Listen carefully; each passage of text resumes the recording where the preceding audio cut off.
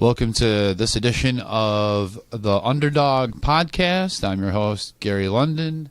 Today's guest is Tiger London, my son. We're so glad you can join us today. And we're going to talk to him a little bit about his life and a little bit about nutrition and a little bit about global nuclear warfare. As if I know something about that.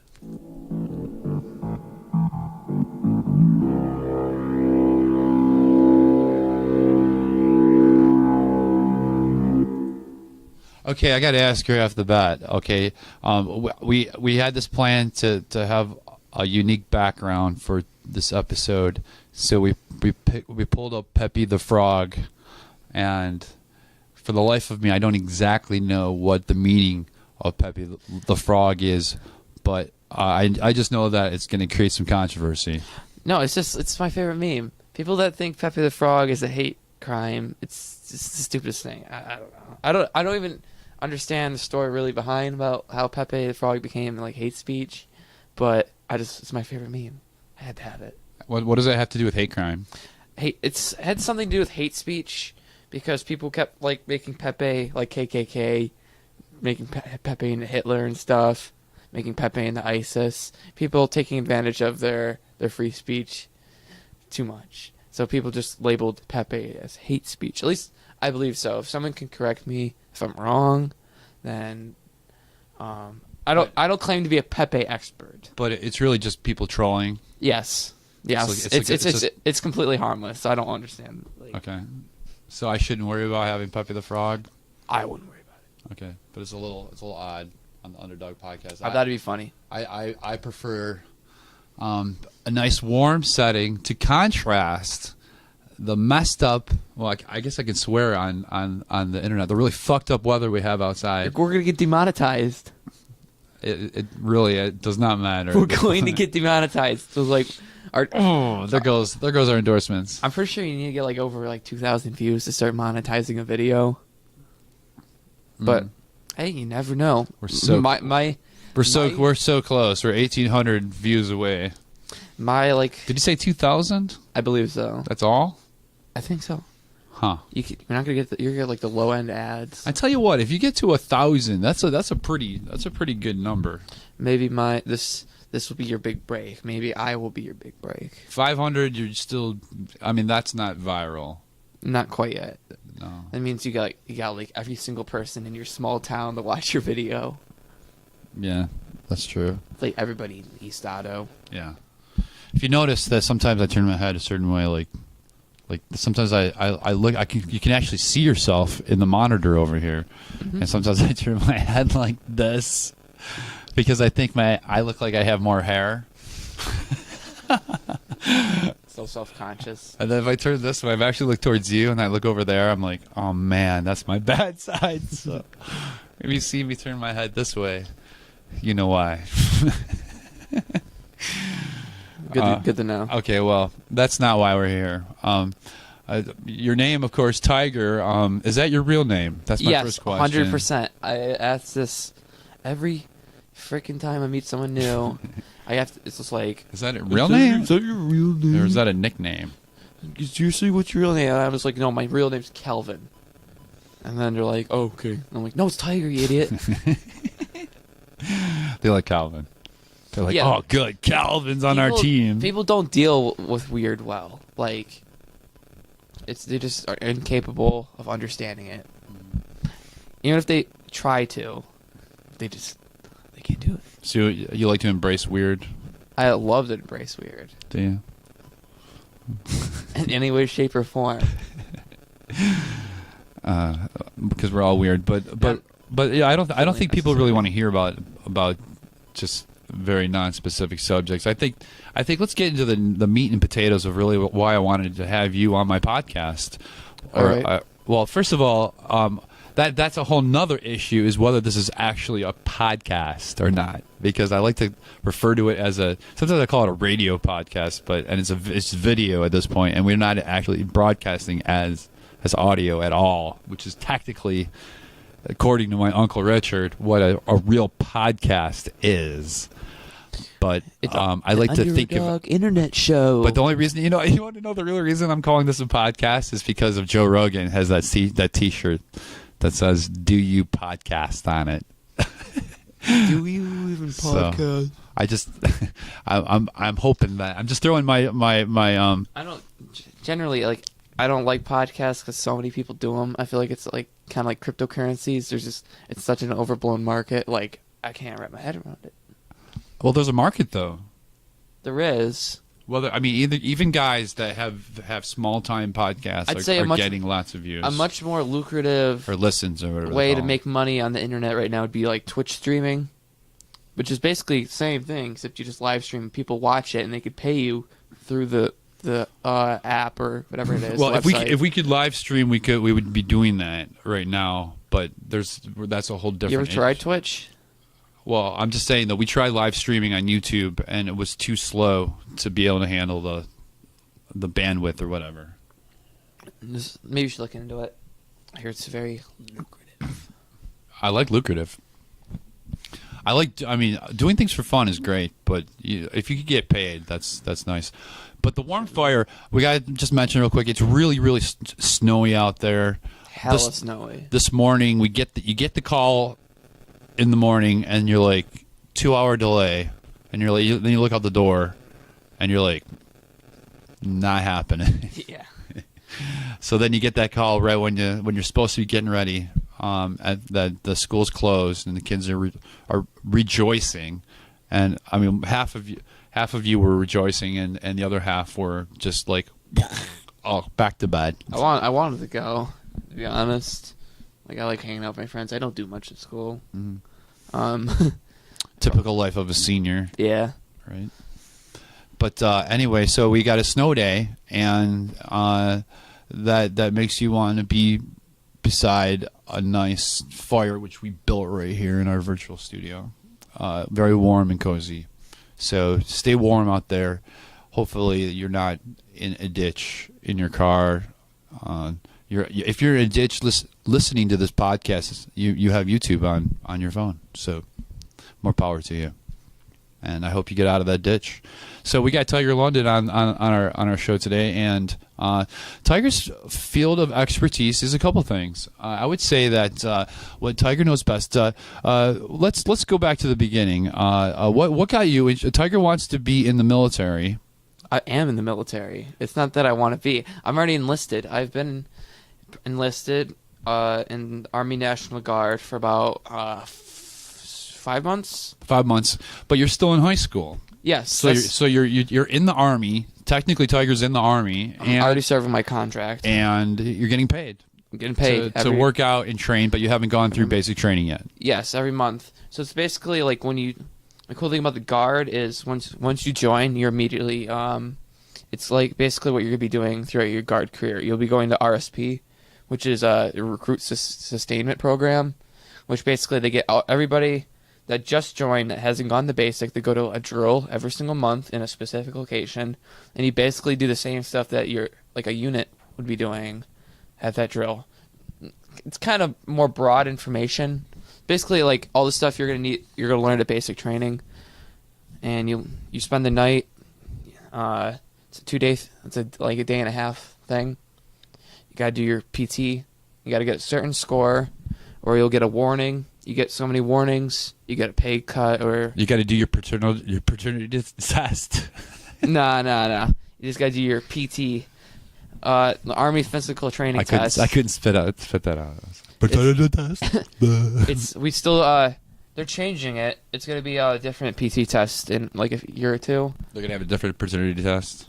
Yeah, but for now it's just 2-minute push up, 2-minute sit up, 2-mile run. Nice. The Army, they make it simple, so it's easy to train for. Like they tell you before you join what you're gonna have to do, so it's easy to work your way up to it. Okay, so I find it unique that Tiger is very, very enthusiastic about the whole military process, and it's always been that. I don't know for how long, for maybe like 2 or 3 years, or probably since I was like 10, but. 10. Okay, I guess that was that was my next question. I mean, what is it exactly that's spurred the dream of being a killer, a killing machine, or a soldier, or I don't quite understand the fantasy, or what it is that would motivate someone to want to do this as a career. Well, it's a real thrill, like being like in these kind of situations, like high stress situations, kind of like things you look forward to. It's an adrenaline rush, really.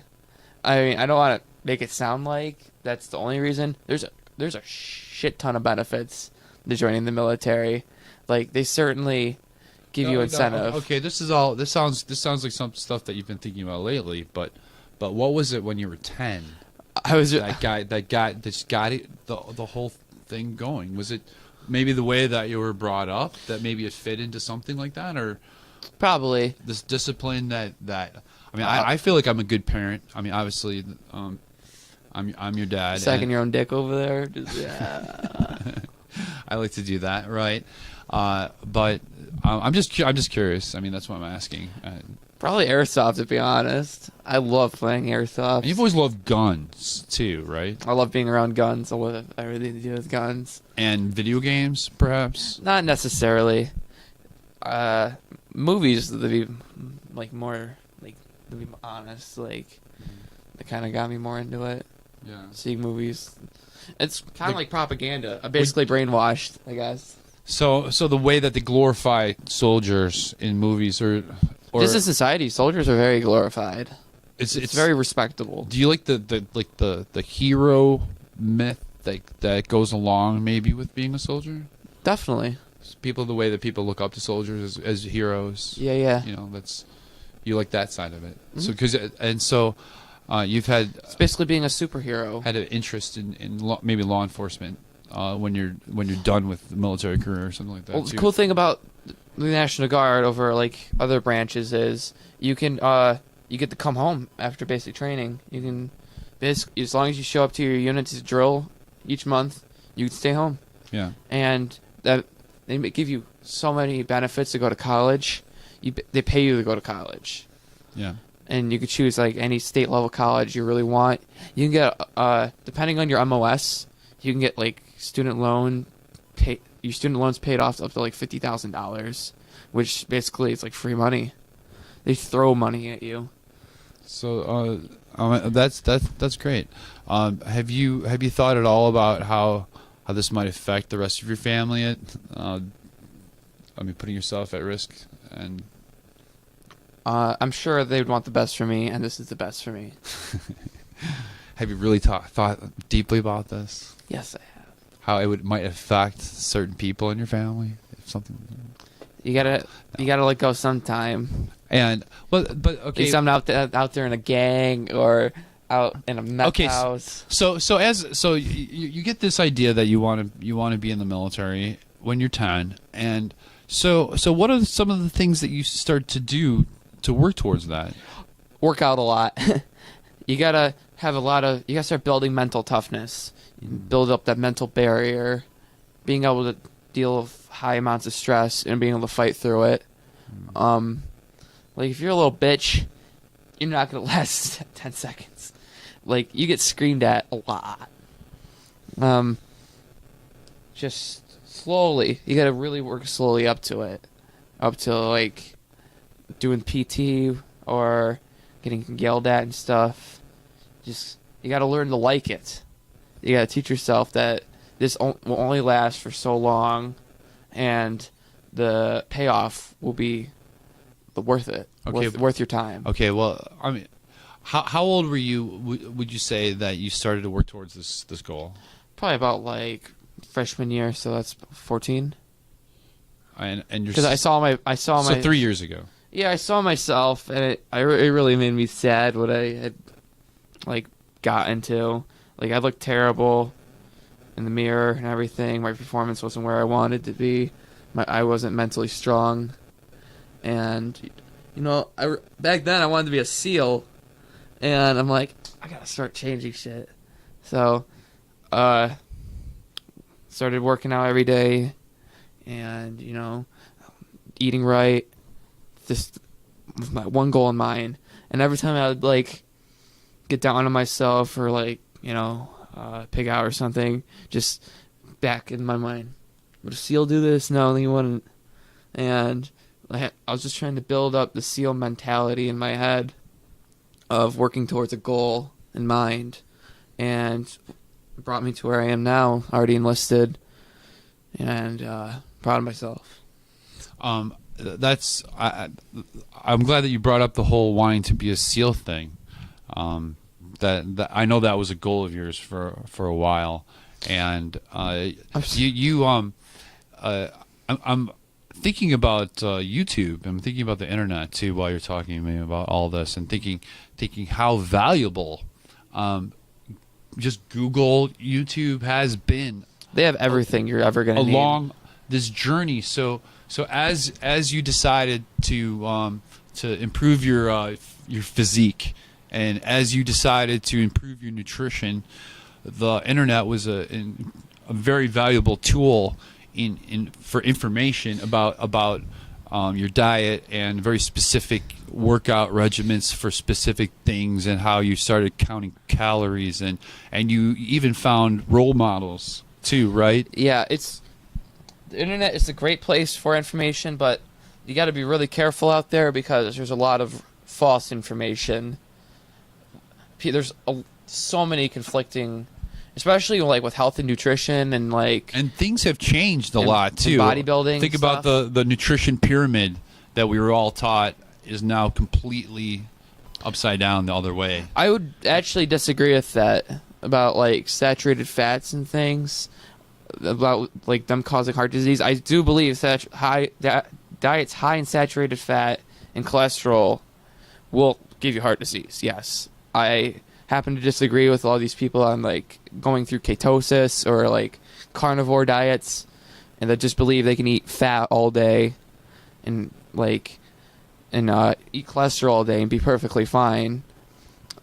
But it is hard to generalize. It is. Everybody's different. Everybody's bodies handles certain foods differently, and I think maybe that's the biggest thing that we've learned about nutrition is that what works for you may or may not work for me. Yeah. And it all depends on just going out there and experimenting. Trying. I've gone through so much for yourself. So many different things I've tried, like intermittent fasting, vegan diets,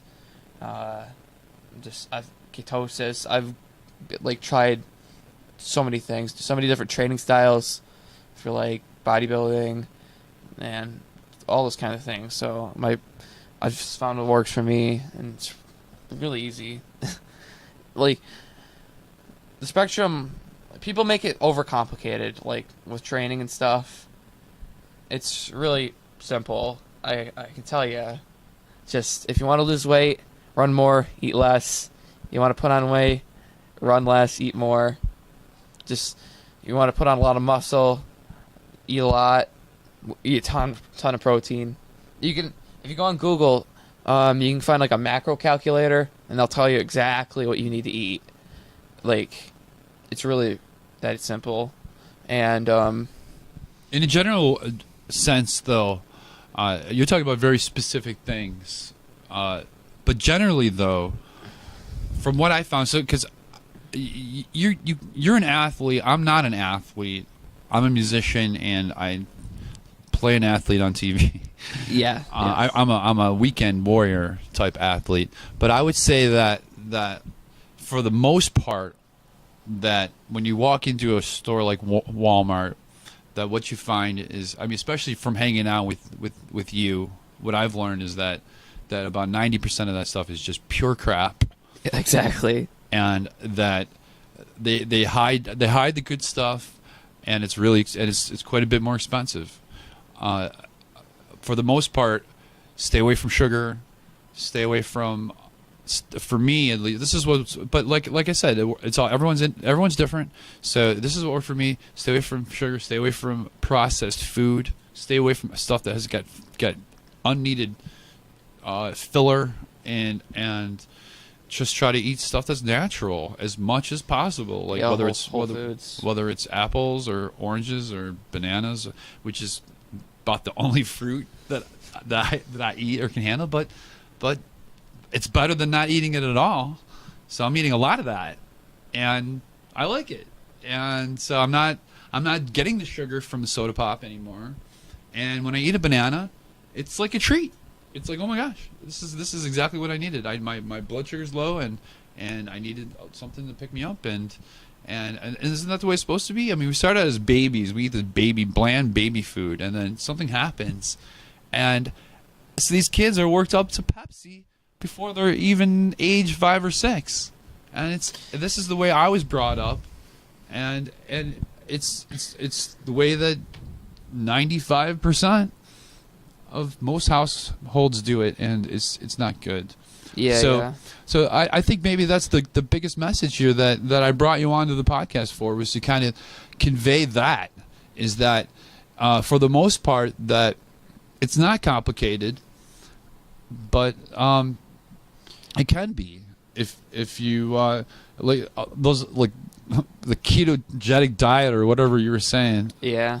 There's so many different diets out there, and for the most part, like my mom has never been on a diet, and she's 80 something now, and just the fact that she's maintained a steady weight her whole life has been the key to her health. So, you know, I guess if it works for you, then it can't be that bad. I'm guessing huge amounts of weight gain and loss is probably the worst thing that you could be doing to yourself. I'd have to disagree with that. Probably just maintaining a absurdly high weight is probably the most unhealthy thing to do. Yeah, that's true. Well, thanks for joining me on this episode of the Underdog podcast. Don't forget to like this video and to subscribe to the channel, and stay warm It's cold outside in this blustery weather. Oh, the weather outside is frightful. Inside is so delightful. I got no place to go. Let us know, let us know, let us know.